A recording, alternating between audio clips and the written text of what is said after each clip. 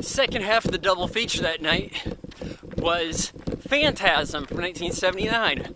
From Dawn, I can't pronounce the last name, but you directed The Beastmaster, which I'm pretty cool with.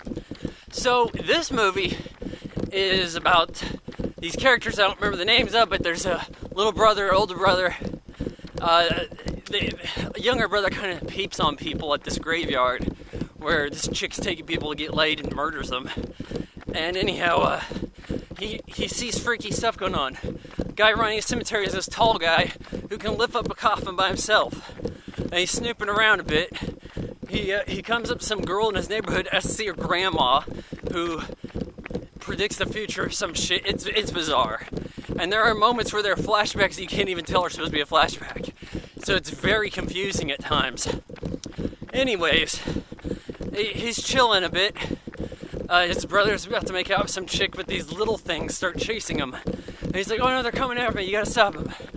And they're snooping around. The boy sees this sphere thing go flying by in the funeral home. And it kills this guy that was chasing him. And then the tall guy chases him. And he shuts the door behind him, cuts off some of his fingers, and the fingers start moving around funny. He puts them in a box as evidence. So he's got this finger in a box, shows it to his brother, and his brother's like, okay, I believe you now. And we were getting some pretty good laughs out of there. I'm not sure if they were so intentional, but it's kind of fun. But it got really confusing as hell. Like, there's a portal, these little guys are being sent to another world. They're like shrunken down versions of the people in town that have died. It doesn't really make sense. This bald guy, friend of theirs, I think his name was Ricky, he helps them out, and like some of these characters are named after the actors. So he helps him out, but he gets stabbed in the process. And then the older brother and the younger brother are, oh boy, somebody's coming. And they're fighting the tall guy, and they're being chased.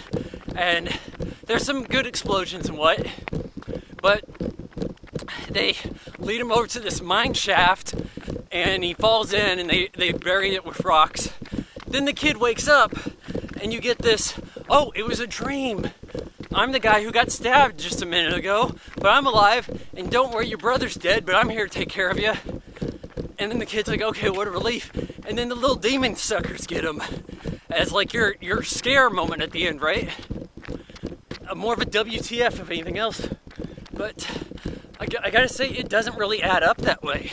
I know they made a ton of sequels to this. They're like making another one right now, like a Phantasm 6 or something, with all the same people. The tall guy's like 93 or some shit. I don't know how the hell that's gonna work.